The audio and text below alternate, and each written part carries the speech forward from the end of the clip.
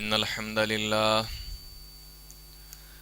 نحمده ونستعينه ونستغفره ونعوذ بالله من شرور أنفسنا ومن سيئات أعمالنا من يهده الله فلا مضل له ومن يضلل فلا هادي له وأشهد أن لا إله إلا الله وحده لا شريك له وأشهد أن محمدا عبده ورسوله يا أيها الذين آمنوا اتقوا الله حق تقاته ولا تموتن إلا وأنتم مسلمون يا أيها الناس اتقوا ربكم الذي خلقكم من نفس واحدة وخلق منها زوجها وبث منهما رجالا كثيرا ونساء واتقوا الله الذي تساءلون به والأرحام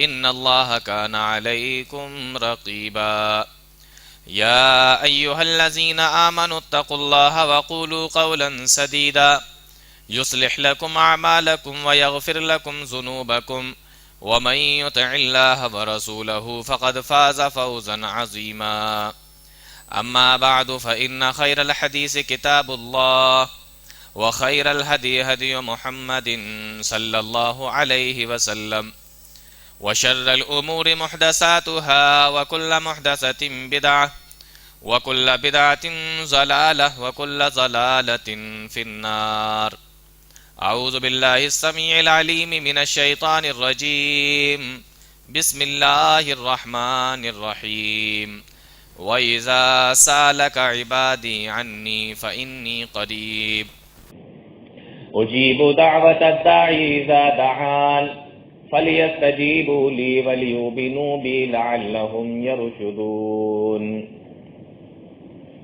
تمام قسم کی تعریفیں اللہ وحدہ لا شریک لہ خالق کائنات مالک ارض و سما کے لیے لائق اور زیبا ہے، جو ہم سب کا خالق ہے، مالک ہے، رازق ہے، حاکم ہے، اور ہم تمام لوگوں کی عبادتوں کا اکیلا مستحق و سزاوار ہے۔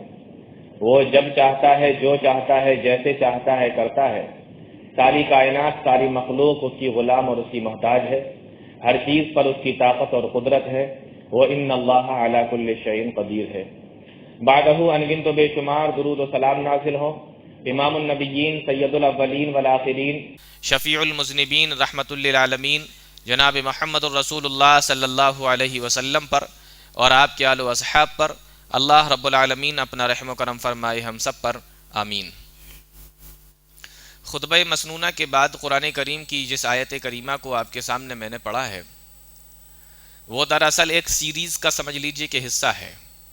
اللہ رب العالمین نے قرآن کریم کے دوسرے پارے کے اندر جہاں پر روزوں کا ذکر کیا، جس رکوع کے اندر ذکر کیا، تو سب سے پہلے اس میں رمضان کے روزوں کے تعلق سے بیان کیا، اور اس کے بعد اسی رکوع کے اندر قرآن کے تعلق سے بیان کیا، اور اس کے بعد اسی رکوع کے اندر دعا کے تعلق سے بیان کیا۔ تو جو سیریز اور جو ترتیب قرآن نے رکھی ہے اسی ترتیب کو میں نے بھی آپ لوگوں کے سامنے رکھا ہے۔ میں نے بھی اسی حساب سے جمعہ کے خطبوں کو سلیکٹ کیا۔ اللہ نے پہلے روزوں کا ذکر کیا تو پہلا خطبہ میرا روزوں کے تعلق سے تھا، دوسرا پھر اللہ رب العالمین نے قرآن کے تعلق سے بیان کیا تو دوسرا خطبہ ہمارا قرآن کریم کے تعلق سے تھا۔ پھر اس کے بعد اللہ نے دعا کا ذکر کیا اسی رکوع کے اندر، رمضان ہی کا جو پورا چیپٹر چل رہا ہے اسی میں، تو پھر میں نے بھی اسی میں دعا کو ایڈ کیا۔ تو انشاءاللہ آج جو ہے دعا کے تعلق سے کچھ باتیں آپ لوگوں کے سامنے رکھی جائیں گی۔ دعا کے تعلق سے بالکل شروعات سے ہی شروعات کرتے ہیں۔ شروعات کیا ہے؟ ہم لوگ نماز کے اندر پڑھتے ہیں ایاک نعبد و ایاک نستعین، اے اللہ ہم تیری ہی عبادت کرتے ہیں اور تجھ ہی سے مدد چاہتے ہیں۔ دیکھیے انسان جب عبادت کرتا ہے تو عبادت میں مانگنا آ جاتا ہے۔ آپ اگر عبادت کر رہے ہیں تو اس میں کافی دعائیں آ جاتی ہیں، لیکن الگ سے مانگنے کا ذکر کیا گیا ہے۔ کچھ اہمیت کا اندازہ ہو رہا ہے کہ اللہ سے مانگنے کا کیا مطلب ہے؟ عبادت میں دعائیں آتی ہیں یا نہیں؟ عبادت کے اندر دعائیں آ جاتی ہیں، اس کے بعد بھی ایاک نعبد کے بعد و ایاک نستعین کا لفظ بڑھا کر پھر سے دعا کا ذکر کیا گیا، پھر سے مانگنے کا ذکر کیا گیا۔ اس سے پتہ یہ چلتا ہے کہ اللہ رب العالمین کو کتنا پسند ہے کہ اس کا بندہ اس سے دعا کرے، ورنہ الگ سے کہنے کی ضرورت نہیں تھی، عبادت میں دعا شامل ہے۔ اور ایک چیز اور غور کی جائے، مان لیجئے کہ آپ کے یہاں کوئی مزدور کام کرتا ہے، کوئی غریب آدمی کام کرتا ہے، یا کوئی انسان آپ کے یہاں کام کرتا ہے، آپ کو معلوم ہے یہ پریشان حال ہے، مجبور ہے، اس کو ضرورت ہے، آپ کو پتا ہے، لیکن آپ اس سے جو بھی بولتے ہو وہ سارے کام کرتا ہے، لیکن کبھی آپ سے اپنے لیے کچھ مانگتا نہیں، کچھ نہیں مانگتا، پریشانی ہے اس کو لیکن مانگتا نہیں آپ سے، آپ کے یہاں کام کرتا ہے وہ، تو آپ کے دل میں یہ خیال آ سکتا ہے کہ لگتا ہے کہ یہ چونکہ ہمارے یہاں کام کرتا ہے اس لیے میری بات کو مانتا ہے، لیکن شاید اس کے دل کے اندر گھمنڈ اور تکبر ہے، اس لیے یہ مجھ سے مانگتا نہیں ہے، کچھ سوال نہیں کرتا مجھ سے، بات تو مان لیتا ہے لیکن سوال نہیں کرتا، تو بات اس لیے مانتا کہ میرے یہاں نوکری کرتا ہے، کام کرتا ہے میرے یہاں، سوال اس لیے نہیں کرتا کہ ہو سکتا ہے اس کے دل کے اندر کچھ گھمنڈ ہو، کچھ تعلی، کچھ تکبر والی کوئی بات ہو، میں کیوں مانگوں تم سے، میں کام کر رہا ہوں، ٹھیک ہے۔ تو اللہ رب العالمین نے نعبدو کے بعد نستعین کا لفظ لایا ہے۔ نعبدو کا مطلب ہوا ہم تیری عبادت کرتے ہیں، یعنی جو تو مجھے کام دے رہا ہے وہ کام کرتے ہیں، اور نستعین کا مطلب ہم تجھ سے مانگتے بھی ہیں، یعنی ہمارے اندر گھمنڈ نہیں ہے، اگر مانگو گے تو پتہ چلے گا کہ گھمنڈ نہیں ہے تمہارے اندر، پتہ لگے گا کہ آپ گھمنڈی نہیں ہیں، آپ کو ضرورت ہے، آپ کام تو کر ہی رہے ہیں لیکن آپ مانگتے بھی ہیں، اس کا مطلب یہ ہے کہ آپ کے اندر کوئی فخر والی بات نہیں ہے، غرور والی بات نہیں، اس غرور کو، اس گھمنڈ کو ختم کرنے کے لیے نعبدو کے بعد نستعینوں کا لفظ آیا ہے۔ ایاک نعبدو و ایاک نستعین، میں نے کہا شروعات سے ہی شروعات کرتے ہیں۔ اس کے بعد ایک دوسری آیت لے لیجئے۔ آج کل کیا ہوتا ہے کہ اگر مان لیجئے آپ کا کوئی بہت ہی خاص ہے، آپ اس کے پاس میں گئے، آپ نے اس سے ایک بار کچھ مانگا، دے دیا، دوسری بار آپ جائیں گے نا تو بہانے کرے گا، بہانہ، تھوڑا سا پریشانی ہے، کل آنا، ارے میں دے چکا ہوں، کچھ بھی کہہ سکتا ہے، اور تیسری بار جب آپ جائیں گے تو وہ آپ سے ناراض ہو جائے گا، آپ کے مانگنے پر بھاگ جائے گا، منہ پھیر کے چلا جائے گا، ناراض بھی ہو سکتا ہے، آپ کو ڈانٹ بھی سکتا ہے، کیا آپ نے بنا رکھا ہے، روز روز چلے آتے، اس طریقے سے بھی کہہ سکتا ہے۔ اللہ کا معاملہ بالکل الٹا ہے، کیا؟ وَقَالَ رَبُّكُمُ ادْعُونِي أَسْتَجِبْ لَكُمْ، اللہ فرماتا ہے کہ اے میرے نبی آپ میرے بندوں سے کہہ دیجئے، وَقَالَ رَبُّكُمُ ادْعُونِي أَسْتَجِبْ لَكُمْ، تم مجھے پکارو میں تمہاری پکار کو سنوں گا، تم مجھ سے مانگو میں تمہیں دوں گا، تم مجھ سے دعا کرو میں تمہاری دعا کو قبول کروں گا۔ إِنَّ الَّذِينَ يَسْتَكْبِرُونَ عَنْ عِبَادَتِي، اور بے شک جو لوگ مجھ سے مانگتے نہیں ہیں، مجھ سے مانگنے سے بچتے ہیں، تکبر دکھاتے ہیں، ان الذین یستکبرون عن عبادتی سیدخلون جہنم داخرین، ان قریب ہم ان کو جہنم کے اندر داخل کر دیں گے۔ اللہ کا معاملہ بالکل الٹا ہے، یہاں بار بار مانگا جائے تو ہم ناراض ہو جائیں، وہاں اگر مانگا نہ جائے تو اللہ ناراض ہو جائے، وہاں بار بار مانگو تو اللہ خوش ہوتا ہے، یہاں بار بار مانگو تو ہم ناراض ہو جاتے ہیں، بالکل الٹا معاملہ۔ ترمذی کی روایت ہے، اللہ کے نبی صلی اللہ علیہ وسلم نے فرمایا کہ من لم یسأل اللہ یغضب علیہ، جو اللہ سے مانگتا نہیں اللہ اس پہ غصہ ہو جاتا، تو مانگتا کیوں نہیں اس سے؟ یہ ہے دعا کی اہمیت اللہ رب العالمین کی نظر میں۔ اور ایک حدیث بتاؤں آپ کو، ترمذی کی روایت ہے، اللہ کے نبی صلی اللہ علیہ وسلم نے ارشاد فرمایا، دیکھیے ہماری نظر میں دنیا کا اگر کوئی سب سے برا کام، اگر سب سے بے عزتی والا اور سب سے برا کام اگر پوچھا جائے کیا ہے تو آپ کہیں گے بھیک مانگنا، غلط تو نہیں کہہ رہا ہوں؟ ہماری نظر میں سب سے زیادہ برا کام کون سا ہے؟ ہاتھ پھیلانا، کسی کے سامنے سوال کرنا، یہ ہے سب سے زیادہ بے عزتی والا کام۔ لیکن ترمذی کی ایک روایت کے اندر اللہ کے نبی صلی اللہ علیہ وسلم نے ارشاد فرمایا، لیس شیء اکرم علی اللہ من الدعاء، اللہ کی نظر میں اس سے زیادہ عزت والا کوئی کام ہے ہی نہیں. لیس شیء اکرم علی اللہ من الدعاء. اللہ کی نظر میں اس سے مانگنا، اس کے سامنے ہاتھ پھیلانا، اس کے سامنے بھکاری بن جانا، فقیر بن جانا، اپنی حاجتوں کو رکھنا، اس سے زیادہ عزت والا کوئی کام اللہ کی نظر میں نہیں ہے. جس کام کو پوری دنیا سب سے گندا سمجھتی ہے ہاتھ پھیلانے کو، اگر وہی ہاتھ اللہ کے سامنے پھیلا دیا جائے، اللہ کے سامنے اٹھایا جائے، تو وہ کام اللہ کی نظر میں اتنا بہترین ہے کہ اس سے زیادہ پیارا کوئی کام نہیں. اور ایک آیت اور دیکھیے دعا کے تعلق سے جو میں نے پڑھی ہے خطبہ مسنونہ کے بعد. اللہ کیا فرماتا ہے؟ وَإِذَا سَأَلَكَ عِبَادِي عَنِّي فَإِنِّي قَرِيبٌ. اے میرے نبی، لوگ آپ سے، اے میرے نبی، میرے بندے آپ سے سوال پوچھ رہے ہیں کہ اللہ کہاں ہے. وہ اگر قریب ہے تو اس کو چپکے چپکے سے پکاروں، اور اگر وہ دور ہے تو اس کو زور زور سے پکاروں. اے میرے نبی، میرے بندے آپ سے میرے تعلق سوال کر رہے ہیں، میرے بارے میں آپ سے سوال کر رہے ہیں. اللہ جواب دیتا ہے انی قریب، میں قریب ہوں. غور کرنے کی بات یہ ہے مسلمانوں، اللہ کے نبی صلی اللہ علیہ وسلم سے کئی سوال کیے گئے، قرآن کے اندر اس کا ذکر ہے. کبھی پوچھا گیا اے نبی قیامت کب آئے گی؟ یسألونک عن الساعۃ ایان مرساها. اللہ نے جواب دیا قل انما علمها عند ربی. اے میرے نبی، آپ ان لوگوں کو بتا دیجئے کہ اس کا علم اللہ رب العالمین کے پاس میں. کبھی جوئے اور شراب کے بارے میں سوال کیا گیا، یسألونک عن الخمر والمیسر.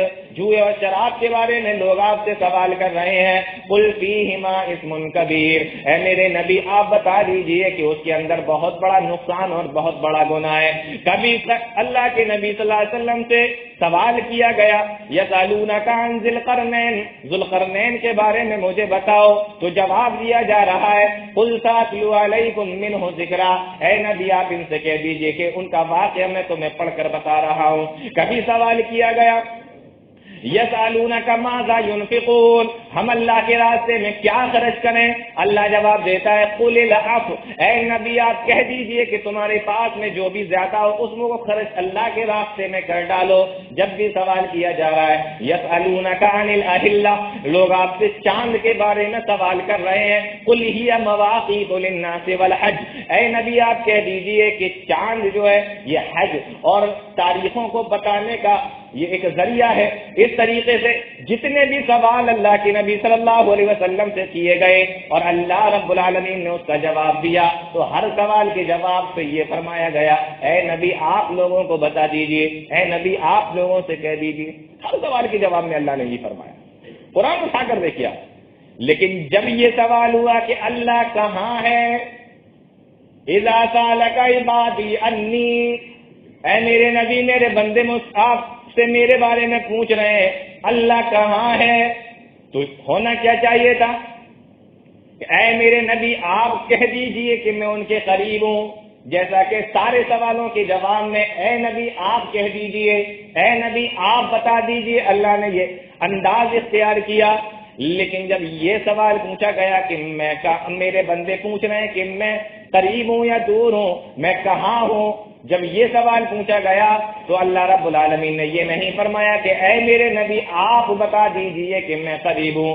ڈائریکٹ اللہ رب العالمین جواب دیتا ہے انی قریب، میں تمہارے قریب ہوں. یہاں بیچ سے یہ لفظ ہٹا دیا گیا کہ اے نبی آپ بتا دیجئے، کیونکہ اگر یہ لفظ بیچ میں لایا جاتا تو دوری ہو جاتی نا، دیر ہو جاتی، پھر قریب کہاں ہو پاتا. پورے قرآن کے اندر یہ ایک ایسی آیت ہے کہ سوال کے جواب میں نبی کو بیچ سے ہٹا کر ڈائریکٹ اللہ نے جواب دے دیا کہ میں تمہارے قریب. کون سی آیت؟ دعا کے تعلق سے، اللہ کے تعلق سے. اگر یہ کہلوایا جاتا نبی کے ذریعے سے کہ اے نبی آپ بتائیے کہ میں قریب ہوں، تو سلسلہ تھوڑا بڑا ہو جاتا نا، دوری بڑھ جاتی نا.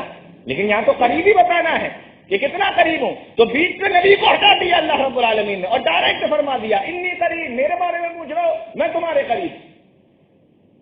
کہاں؟ جب دعا کا مسئلہ آیا.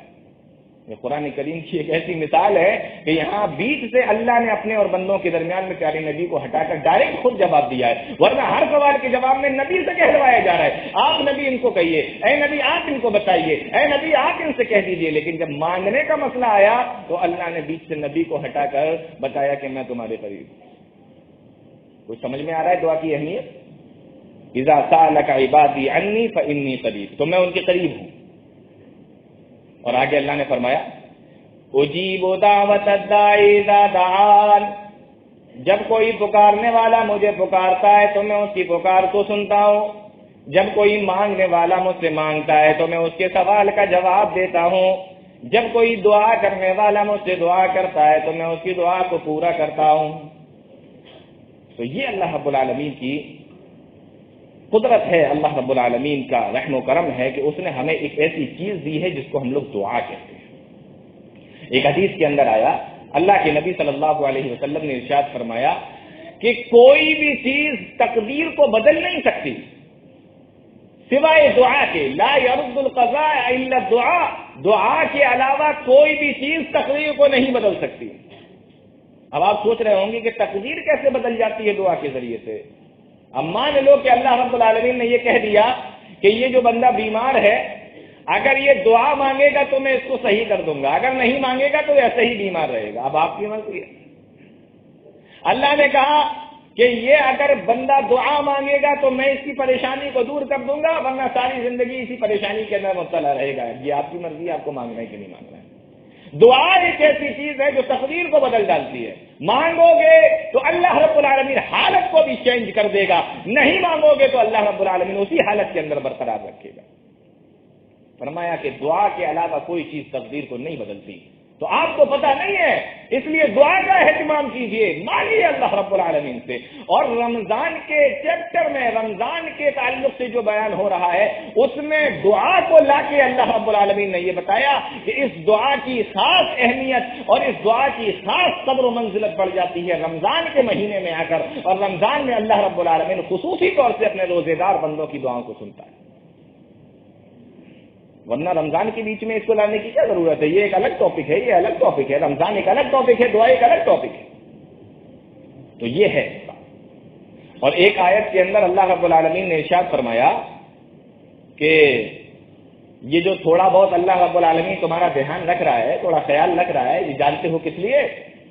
فرمایا قُلْ مَا يَعْبَأُ بِكُمْ رَبِّي لَوْلَا دُعَاؤُكُمْ، اے لوگوں یہ جو تمہارا تھوڑا بہت جو بھی اللہ رب العالمین خیال رکھ رہا ہے، تمہارا دھیان رکھا ہوا ہے، تمہاری ضرورتیں پوری ہوتی جا رہی ہیں، قُلْ مَا يَعْبَأُ بِكُمْ رَبِّي لَوْلَا دُعَاؤُكُمْ، یہ تمہاری دعاؤں کی وجہ سے۔ اگر دنیا کے لوگ اس سے مانگنا چھوڑ دیں، اگر دنیا کے لوگ اس کو پکارنا چھوڑ دیں، اس سے دعا کرنا بند کر دیں، اللہ کو تمہاری کوئی پرواہ نہیں ہے۔ ہم اس لیے تمہاری پرواہ کیے ہوئے ہیں، لولا دعاؤکم، کیونکہ تم مجھ سے دعائیں کر رہے ہو۔ تو اگر یہ چاہتے ہو کہ اللہ ہمارا پورا خیال رکھے تو ہمیں کیا کرنا ہے؟ دعا کا اہتمام زیادہ سے زیادہ کرنا۔ میں یہاں ایک دو چیزیں اور بتانا چاہتا ہوں دعا کے تعلق سے۔ کبھی کبھی ایسا ہوتا ہے کہ انسان دعا تو مانگنا چاہتا ہے لیکن اس کو طریقہ نہیں پتا کیسے کرنا ہے، دعا کس طریقے سے مانگے، اللہ کیسے قبول کرے گا۔ اس کے لیے پوری ایک لسٹ ہے، لیکن اس میں سے میں 3-4 پوائنٹ صرف آپ کو بتاتا ہوں۔ 4-5 چیزوں کا خیال رکھیے دعا کے مانگنے کے ٹائم۔ کون سی ہیں 4-5 چیزیں؟ نمبر 1، پہلی چیز تو یہ ہے کہ آپ دعا صرف اور صرف اللہ سے مانگیے۔ نمبر 1، سب سے پہلی چیز دعا اللہ رب العالمین سے مانگیے، کسی دوسرے سے نہیں۔ کسی دوسرے کے سامنے ہاتھ مت پھیلائیے، کسی دوسرے کے سامنے مت روئیے، کسی دوسرے کے سامنے مت گڑ گڑائیے، اللہ کے سامنے روئیے، اللہ سے مانگیے۔ فادعوا اللہ مخلصین لہ الدین، خالص طور پر خلوص کے ساتھ اللہ رب العالمین سے دعا مانگیے۔ ایک آیت کے اندر اللہ رب العالمین نے فرمایا وَمَنْ أَضَلُّ مِمَّنْ يَدْعُو مِنْ دُونِ اللَّهِ مَنْ لَا يَسْتَجِيبُ لَهُ إِلَى يَوْمِ الْقِيَامَةِ، اس آدمی سے بڑا گمراہ کون ہوگا، اس آدمی سے بڑا گمراہ کون ہوگا جو ایسے لوگوں کو پکار رہا ہے اللہ کے علاوہ، من لا یستجیب لہ الی یوم القیامہ، جو قیامت تک اس کی پکار کو سن نہیں سکتے، جو قیامت تک اس کی دعا کو قبول نہیں کر سکتے۔ معلوم یہ ہوا کہ پکاروں کو سننے والا اور دعاؤں کو قبول کرنے والا اللہ رب العالمین ہے۔ اس لیے جب بھی دعا مانگی جائے تو اللہ رب العالمین سے دعا مانگی جائے، اس کے علاوہ کسی دوسرے سے دعا نہ مانگو۔ تو پہلی چیز صرف اللہ رب العالمین۔ ٹھیک ہے، ہم اللہ سے مانگ رہے ہیں لیکن پھر بھی کبھی کبھی ہماری دعائیں قبول نہیں ہوتی۔ اللہ کے نبی صلی اللہ علیہ وسلم نے ایک دوسرا نسخہ بتایا کہ اگر تمہاری دعائیں قبول نہیں ہو رہی ہیں تو ایک ہی چیز کا اور خیال رکھنا۔ پیارے نبی نے ارشاد فرمایا کہ حلال کمائی تمہاری ہو، روزی تمہاری حلال ہو، حلال رزق تمہارا ہو، حلال کمائی تم کھاتے ہو تو اللہ رب العالمین تمہاری دعاؤں کو جلدی سنے گا۔ اللہ رب العالمین حلال کھانے والوں کی دعاؤں کو جلدی سنتا ہے۔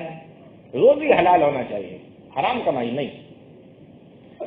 مسلم شریف کی روایت ہے، اللہ کی نبی صلی اللہ علیہ وسلم نے ارشاد فرمایا ایک آدمی بڑا لمبا سفر کر کے آتا ہے، ثم ذکر الرجل یطیل السفر، لمبا سفر کرتا ہے، اشعث واغبر، کپڑے بھی گندے، بدن بھی گندا، بال بھی پرا گندا، لمبا سفر، حالت بھی ایک دم خراب، اشعث واغبر، یمد یدیہ، آسمان کی طرف اس نے اپنے ہاتھوں کو اٹھایا، وقال یا ربی یا ربی، اور آواز لگائی اے میرے پروردگار، اے اللہ، اے میرے رب۔ مانگ بھی اللہ سے رہا ہے۔ اللہ کے نبی صلی اللہ علیہ وسلم ارشاد فرماتے ہیں مطعمہ حرام ومشربہ حرام وملبسہ حرام، اس کا کھانا بھی حرام کا تھا، اس کا پینا بھی حرام کا تھا، جسم پہ جو کپڑے ہیں وہ بھی حرام کمائی کے ہیں، وغذی بالحرام، اس کا جسم بھی حرام کمائی کے ذریعے سے پل رہا ہے۔ فأنا یستجاب لذلک، اللہ جواب دیتا ہے اے میرے بندے میں تیری دعا کو کیوں قبول کروں، اے میرے بندے میں تیری دعا کیسے قبول کروں، میں تیری دعاؤں کو کیوں سنوں، تیرا کھانا بھی حرام، تیرا پینا بھی حرام، تیرے کپڑے بھی حرام، تیرا جسم بھی حرام کمائی سے پل رہا ہے۔ تو اس چیز کا خیال رکھنا ہے کہ کمائی حلال ہونا چاہیے، ورنہ اس حدیث کے اوپر اگر آپ غور کر لیں، دیکھیے مسافر آدمی کی دعا جلدی قبول ہوتی ہے کہ نہیں؟ حدیث ہے نا پیارے نبی کی۔ ٹھیک ہے، آدمی جب زیادہ پریشان حال ہو کے اللہ کو پکارتا ہے تو اللہ سنتا ہے جلدی سے کہ نہیں؟ دو چیزیں دیکھیے، قبولیت کی ساری چیزیں اس کے اندر پائی جا رہی ہیں۔ نمبر ایک مسافر ہے، نمبر دو بہت زیادہ پریشان حال ہے، پراگندہ حال ہے، نمبر تین ہاتھوں کو آسمان کی طرف اٹھایا ہوا ہے، یمد یدیہ الی السماء، اللہ فرماتا ہے کہ مجھے اپنے بندے کے خالی ہاتھ لوٹاتے ہوئے شرم آتی ہے۔ تیسری چیز بھی قبولیت کی پائی جا رہی ہے۔ نمبر چار، اللہ ہی کو پکار رہا ہے، یا ربی، اللہ کو پکار رہا ہے۔ چار چیزیں قبولیت کی پائی جا رہی ہیں، لیکن کیوں قبول نہیں ہو رہی ہے؟ کیونکہ مطعمہ حرام، مشربہ حرام، ملبسہ حرام، کھانا حلال نہیں ہے، پینا حلال نہیں ہے، کپڑے حلال کے نہیں پہنے۔ ایک چیز کی وجہ سے چار قبولیت کی چیزیں اس کے اندر پائی جا رہی ہیں لیکن دعا نہیں پوری ہو رہی ہے۔ تو نمبر دو حلال کمائی، نمبر ایک اللہ سے مانگنا ہے، نمبر دو کمائی پر دھیان دینا ہے اپنے کہ کمائی ہماری حلال کی ہونا چاہیے۔ نمبر تین، کبھی کبھی کیا ہوتا ہے کہ انسان کا کھانا پینا سب حلال ہے، اللہ ہی سے مانگ رہا ہے اور اللہ کے گھر میں بیٹھا ہے اور اچھی جگہ مسجد میں بیٹھا ہوا ہے، اللہ سے مانگ رہا ہے، لیکن ایک غلطی کر دیتا ہے، دعا قبول نہیں ہوتی۔ کون سی غلطی؟ اس کا من نہیں لگ رہا ہے مانگنے میں، اس کا دل نہیں لگ رہا ہے مانگنے میں، ہاتھ تو اٹھے ہوئے ہیں آسمان کی جانب، لیکن جو نظر ہے نا وہ مسجد کی گھڑی پہ لگی ہوئی ہے۔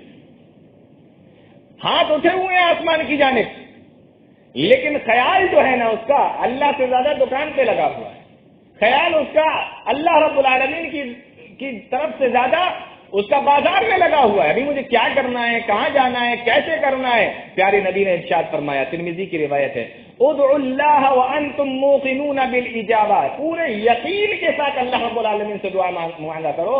واعلموا، اور جان لو، ان اللہ لا یستجیب دعاء من قلب غافل لاہن، اللہ کسی بے پرواہ اور غفلت میں پڑے ہوئے آدمی کی دعاؤں کو قبول نہیں کرتا.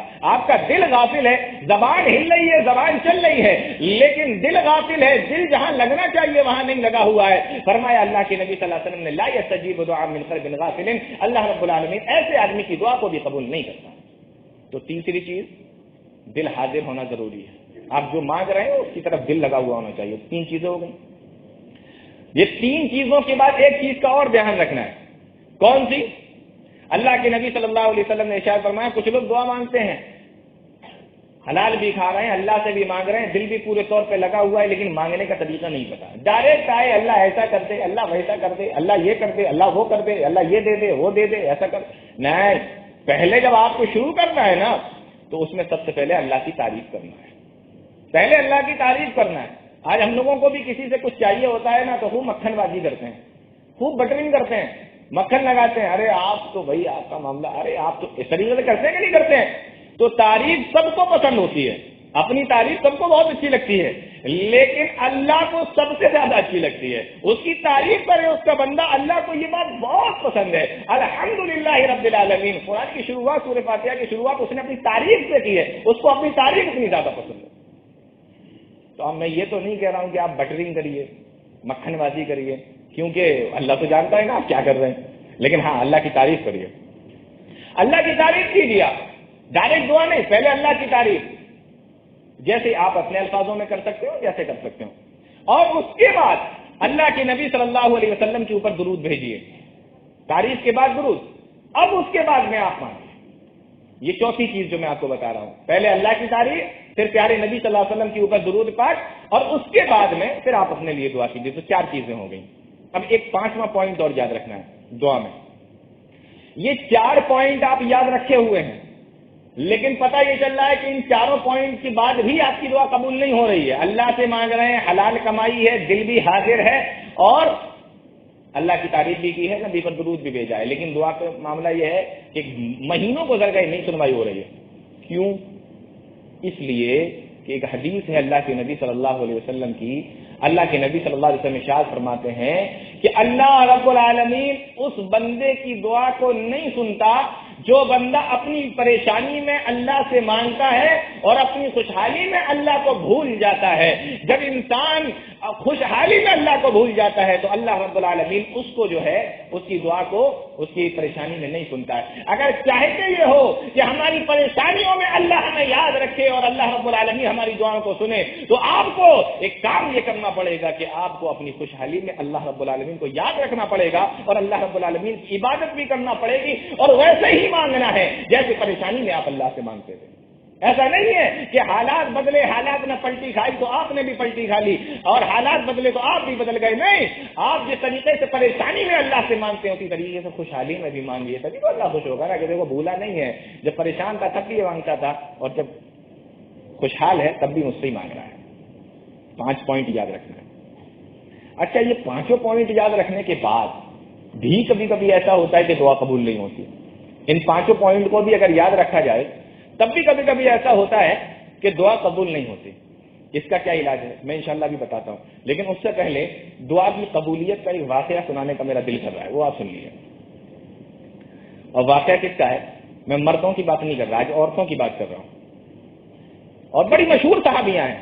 حضرت خولہ بنت ثعلبہ رضی اللہ تعالی عنہا، اللہ کے نبی صلی اللہ علیہ وسلم کی بڑی زبردست اور بڑی صحابیہ تھی یہ زبردست. تو اللہ کے نبی صلی اللہ علیہ وسلم کے پاس ایک مرتبہ ہی آئے. ان کے شوہر سے ان کا جھگڑا ہو گیا، بڑھاپے کا عالم تھا، عام طور پر نوک جھونک ہو جاتی ہے. تو شوہر نے ان سے یہ کہہ دیا انت علیہ کظہر امی، تم میرے اوپر اسی طریقے سے حرام ہے جس طریقے سے میری ماں کی پیٹھ میرے اوپر حرام ہے. اور عرب کے اندر طلاق کے تعلق سے جب تک کچھ نازل نہیں ہوا تھا اسلام کے اندر، طلاق دینے کا، کسی کو جدا کرنے کا یہی طریقہ تھا عرب کے اندر. یہ کہہ دیتا تھا آدمی کہ تم میرے اوپر اسی طریقے سے حرام ہے جس طریقے سے میری ماں میرے اوپر حرام ہے، میری ماں کی پیٹھ میرے اوپر حرام ہے. بس عورت الگ ہو جاتی تھی. اللہ کے نبی صلی اللہ علیہ وسلم کے پاس میں پہنچی حجرہ عائشہ ہے، اللہ کے نبی صلی اللہ علیہ وسلم حضرت عائشہ صدیقہ رضی اللہ تعالی عنہا کے حجرے کے اندر ہے۔ حضرت خولہ بنت ثعلبہ اللہ کے نبی صلی اللہ علیہ وسلم کے پاس میں پہنچی اور جا کر کہنے لگی، اللہ کے نبی میرے شوہر نے مجھے اپنی ماں کی طرح حرام کر لیا ہے، جس طریقے سے میرے شوہر پر اس کی ماں حرام ہے، اس طریقے سے اس نے مجھے بھی اپنے اوپر حرام کر لیا، اور اس نے مجھ سے یہ کہہ دیا ہے کہ تو میری ماں تو اس طریقے سے حرام ہے جس طریقے سے میری ماں کی پیٹھ میرے اوپر حرام ہے۔ اے اللہ کے نبی اب کچھ کیجئے، میرے چھوٹے چھوٹے بچے ہیں، میں بھی اب بوڑھی ہونے لگی ہوں، جوانی میں نے اوس بن ثابت کے ساتھ میں گزاری ہے، یہ بڑھاپا لے کر میں کس کے پاس میں جاؤں گی، اور اگر میں بڑھاپا لے کر کسی دوسرے کے پاس چلی بھی گئی میرے بچوں کا کیا ہوگا؟ اگر بچوں کو میں اپنے پاس میں رکھ لیتی ہوں تو کھلاؤں گی کہاں سے، پلاؤں گی کہاں سے، میں ان کا خرچہ کیسے برداشت کروں گی، اور اگر شوہر کو دے دیتی ہوں بچے تو پھر ماں سے اچھا باپ خیال نہیں رکھ سکتا، بچوں کا خیال ماں زیادہ اچھے طریقے سے رکھتی ہے، میری تو پوری زندگی خراب ہو جائے گی، میرے بچوں کی پوری زندگی برباد ہو جائے گی۔ اللہ کے نبی صلی اللہ علیہ وسلم سے کہہ رہی ہیں کہ کوئی مسئلہ بتائیے، کوئی حل بتائیے۔ حضرت عائشہ صدیقہ رضی اللہ تعالیٰ نے بیان کرتی ہیں، ہمارے حجرے کے اندر ہی بیٹھ کے وہ باتیں کر رہی تھیں، اور اتنے دھیرے دھیرے اللہ کے نبی صلی اللہ علیہ وسلم سے باتیں کر رہی تھی کہ میں سن نہ سکی کہ وہ کیا بتا رہی ہیں۔ ہاں اتنا سمجھ میں آ رہا تھا کہ کچھ بات ہو رہی ہے، لیکن کیا بات ہو رہی ہے یہ میری سمجھ میں نہیں آ رہا تھا۔ اللہ کے نبی صلی اللہ علیہ وسلم نے فرمایا کہ اب کچھ نہیں ہو سکتا، اے خولا تمہارے شوہر نے تمہیں اپنے اوپر حرام کر لیا ہے، اب کچھ نہیں ہو سکتا، اے اللہ کے نبی کچھ کیجئے۔ کہا ابھی تک اللہ کی طرف سے ایسا کوئی حکم میرے اوپر نازل نہیں ہوا ہے، اس لیے اب کچھ نہیں کہا جا سکتا۔ خولا بنت ثعلبہ وہاں سے نکلی، سامنے مسجد نبوی تھی، اپنے گھر جانے کے بجائے مسجد نبوی کے اندر آئیں، اپنے سر کو اللہ کے سامنے رکھا، سجدے میں رکھا، اور رو رو کے دعا مانگنے لگی، اذا سالک عبادی انی فانی قریب، اے اللہ تو نے ہی تو کہا ہے کہ میں اپنے بندے کے قریب ہوں، اجیب دعوت الداعی اذا دعان، جب مجھے پکارنے والا پکارتا ہے تو میں اس کی پکار کو سنتا ہوں، جب مجھ سے دعا کی جاتی ہے تو میں اس کی دعا کو قبول کرتا ہوں۔ اے اللہ اب میں کہاں جاؤں، تیرا در چھوڑ کے کہاں جاؤں، تیرا گھر چھوڑ کے کہاں جاؤں، اے اللہ میرے مسئلے کا کوئی حل نکال دے۔ ادھر رو رو کے دعا مانگی جا رہی ہے، اور ادھر آسمان سے جبرائیل امین نازل ہوئے، قرآن کریم کی آیتوں کو لے کر اللہ رب العالمین نے اپنے نبی کو بتایا، قد سمع اللہ قول التی تجادلک فی زوجها وتشتکی الی اللہ، اے نبی اللہ رب العالمین نے اس عورت کی باتوں کو سن لیا جو اپنے شوہر کے تعلق سے تجھ سے جھگڑا کر رہی تھی، واللہ یسمع تحاورکما، اور اللہ رب العالمین تم دونوں کی باتوں کو سن رہا تھا۔ حضرت عائشہ فرماتی ہے کہ میں حجرے میں موجود ہونے کے باوجود سن نہ سکی کہ یہ عورت کیا باتیں کر رہی ہے، اور اللہ رب العالمین نے ساتوں آسمانوں کے اوپر عرش سے اس عورت کی باتوں کو سن لیا۔ یہ اللہ رب العالمین کی قدرت ہے۔ واللہ یسمع تحاورکما، اللہ تم دونوں کی باتوں کو سن رہا تھا۔ اب اللہ رب العالمین مسئلے کو چینج کر رہا ہے، اس رسم کو ختم کر رہا ہے۔ الذین یظاہرون منکم من نسائہم ما ہن امہاتہم، اگر کوئی آدمی اپنی بیوی سے ماں کہہ دے تو وہ ماں نہیں ہو جاتی، کیونکہ ماں تو وہی ہوتی ہے جو اپنے بچے کو جنم دیتی ہے، جو بچے کو پیدا کرتی ہے، جنم دیتی ہے۔ ہاں اگر کسی نے اس طریقے کا کوئی معاملہ کر لیا، اللہ رب العالمین قرآن کریم کے اندر ارشاد فرماتا ہے فَتَحْرِيرُ رَقَبَةٍ مِّن قَبْلِ أَن يَتَمَاسَّا، تو اس آدمی کو ایک غلام آزاد کرنا پڑے گا کفارے کے طور پر، بدلے کے طور پر، اپنی بیوی کو چھونے سے پہلے، ہاتھ لگانے سے پہلے ایک غلام آزاد کرنا پڑے گا۔ فَمَن لَّمْ يَجِدْ فَصِيَامُ شَهْرَيْنِ مُتَتَابِعَيْنِ، اور اگر وہ ایک غلام آزاد نہیں کر سکتا تو 2 مہینے اس کے لگاتار روزے رکھنا پڑیں گے، پے در پہ روزے رکھنا پڑیں گے، ایک بھی دن بیچ میں گیپ نہیں ہونا چاہیے۔ اور اگر وہ یہ بھی نہیں کر سکتا فَمَن لَّمْ يَسْتَطِعْ فَإِطْعَامُ 60 مسکینا، تو اس کو 60 مسکینوں کو کھانا کھلانا پڑے گا، 60 مسکینوں کو وہ کھانا کھلا دے تب اس کی بیوی جا کے اس کے اوپر حلال ہوگی، اس سے پہلے ہاتھ نہیں لگا سکتا۔ 3 سزائیں اللہ نے مقرر کر دی، غلام آزاد کرو، 2 مہینے روزے رکھو، یا 60 مسکینوں کو کھانا کھلا دو۔ اور ایک بات آپ کو اور بتاؤں، روزے کی حالت میں کوئی شخص جان بوجھ کر اگر اپنی بیوی سے ہمجستری کر لے اس کی بھی یہی سزا ہے، جی یہی سزا ہے اس کی بھی۔ روزے کی حالت میں جان بوجھ کر اگر کوئی اپنی بیوی سے ہمجستری کر لیتا ہے تو اس کی بھی یہی سزا ہے۔ تو یہ 3 سزائیں اللہ نے مقرر کی، مسئلے کو چینج کر دیا گیا، رسم کو ختم کر دیا گیا اور بتا دیا گیا کہ بیوی بیوی رہتی ہے، ماں نہیں ہو جاتی۔ اور یہاں پہ ایک ضمن بات آپ کو اور بتا دوں، دیکھو غلطی کس نے کی تھی؟ شوہر نے کی تھی۔ شوہر نے کہا تھا کہ تو میری ماں کی طرح میرے اوپر حرام ہے، جیسے میری ماں حرام ہے۔ شوہر نے غلطی کی، اللہ نے سزا کس کو دی؟ شوہر کو دی۔ معلوم یہ ہوا بھائی غلام کون ادا کرے؟ بیوی کرے گی؟ شوہر کرے گا نا۔ 60 مسکینوں کو کھانا کون کھلائے گا؟ شوہر کھلائے گا۔ 2 مہینے روزے کون رکھے گا؟ شوہر رکھے گا۔ جس نے کہا ہے وہ رکھے گا، جس نے غلطی کی ہے وہ بھگتے گا۔ اللہ نے شوہر نے غلطی کی تو شوہر کو سزا دی۔ آج ہمارے یہاں مسئلہ الٹا ہے، ہمارے یہاں شوہر غلطی کرتا ہے، سزا عورت کو ملتی ہے، عورت سے حلالہ کروایا جاتا ہے۔ عورت کی غلطی ہے، ہم نے سزا کس کو دی؟ مرد کو یا عورت کو؟ عورت کی غلطی نہیں ہے، عورت سزا بھگت رہی ہے، اس سے حلالہ کروایا جا رہا ہے۔ جس کی غلطی ہو سزا اسی کو ملنا چاہیے۔ یہ واقعہ بتا رہا ہے کہ غلطی شوہر نے کی تھی، اللہ رب العالمین نے 3 سزائیں بتائی، جو آسان لگے کر لو لیکن اس میں سے کرنا ہے۔ ہمارے یہاں شوہر نے طلاق طلاق طلاق کر دیا اور سزا کون بھگت رہا ہے؟ عورت بھگت رہی ہے، یہ ہم الٹا کر رہے ہیں۔ تو اللہ رب العالمین نے حضرت خولہ بنت ثعلبہ کی دعا کو سنا، تو یہ اللہ رب العالمین سننے والا کہاں، 7 آسمان و عرش سے سن لیا۔ ایک مرتبہ حضرت امیر المومنین عمر فاروق رضی اللہ تعالیٰ عنہ مسجد نبوی سے نکل کے جا رہے تھے، ان کی خلافت کا زمانہ تھا۔ ایک بوڑھی عورت آئی، تاریخوں میں لکھا ہوا ہے ایک بوڑھی عورت آئی، اے عمر رک۔ حضرت عمر رک گئے، اماں کیا بات ہے؟ کہا ادھر آ۔ جی اماں بتائیے۔ بہت دیر تک باتیں کرتی رہی۔ صحابہ کرام کہتے کس بوڑھیا سے باتیں کر رہے ہیں اتنی دیر سے، کس پہ باتیں کر رہے ہیں؟ جب وہ چلی گئی تو بلایا، صحابہ اکرام کہنے لگے اے امیر المومنین کون بوڑھیا تھی یہ؟ کون بوڑھی عورت تھی اتنی دیر سے آپ اس کے ہاں جی اماں کرتے جا رہے تھے، کون تھا؟ حضرت عمر فاروق رضی اللہ تعالیٰ عنہ نے جواب دیا، جانتے ہو یہ کون ہے؟ یہ خولہ بنت ثعلبہ تھی۔ یہ وہ خولہ بنت ثعلبہ ہے کہ جن کی بات کو اللہ نے 7 آسمان پر عرش پر سنا، عمر کی کیا مجال ہے جو اس کی بات کو نہ سنے؟ جس کی باتوں کو اللہ نے سنا ہو 7 آسمان پر، میں کون سی حیثیت رکھتا ہوں جو میں اس کی بات کو نہیں سنتا؟ اس لیے میں اس کی بات پر دھیان دے ہوا تھا۔ یہ وہ حضرت خولہ بنت ثعلبہ۔ بہرحال اللہ نے دعا قبول کی، تو اس طریقے سے اللہ رب العالمین سے دعا مانگنا چاہیے۔ میں یہ بتا رہا تھا لاسٹ پوائنٹ کہ کبھی کبھی یہ ساری چیزیں اپنانے کے بعد بھی دعا قبول نہیں ہوتی، اس کا کوئی علاج؟ جی اس کا علاج مسند احمد اور ترمذی وغیرہ کی روایتوں میں آیا ہے۔ کیا ہے؟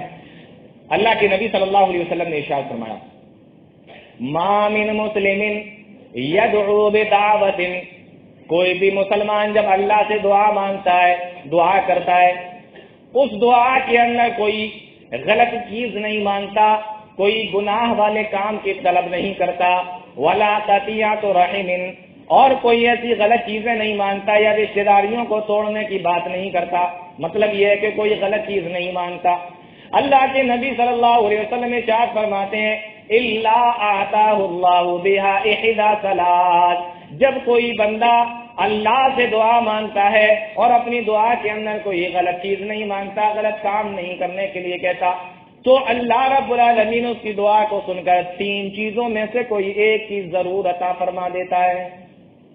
3 میں سے کوئی ایک چیز ملتی ہے، اما ان تعجل له دعوته، یا تو اللہ رب العالمین اس کی دعا کو سن لیتا ہے اور اس کی دعا کو پورا کر دیتا ہے، جو مانگا جا رہا ہے وہ اس کو دے دیا جاتا ہے، وَإِمَّا أَن يَدَّخِرَ لَهُ فِي الْآخِرَةِ، یا اللہ رب العالمین اس کی دعا کو قیامت کے لیے، میدان محشر کے لیے ذخیرہ بنا کے رکھ دیتا ہے، نامہ اعمال کے اندر ذخیرہ بنا کے رکھ دیا جاتا ہے۔